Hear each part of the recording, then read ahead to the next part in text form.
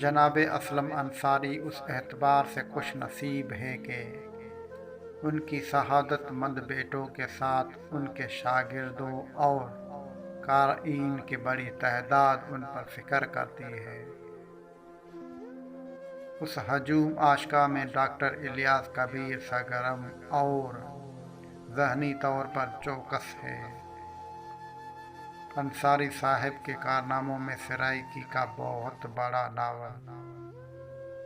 بیڑی وچ دریا شامل ہے۔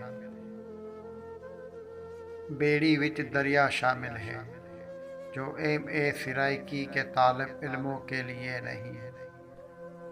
ملتان کی تاریخ اور اس خطے کے متصوفانہ روایت سے دلچسپی رکھنے والوں کے لیے انمول تحفہ ہے۔ یہ ساول سارگ صاحبہ سکینہ نرملا کا قصہ ہی نہیں،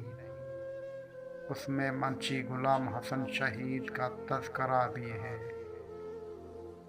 اور ایک روحانی جلالی صدا بھی، جو ساول کو کبھی بھپری ہوئے طوفانی روح میں ملا کو لے آتے ہیں، یا ساول کو سمجھاتے ہیں کہ مول راج کے انصاف کے باوجود ملتان سے سکھا شاہی ختم ہونے دو، انگریز راج آتا ہے تو آئے،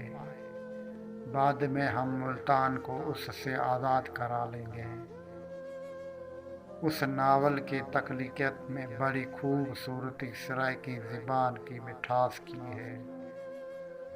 جو مصنف کی یادداشت میں اپنی ماں، نانی اور بڑی بہنوں کے محاوروں اور گہری مطالبے کے روزمرہ کی صورت میں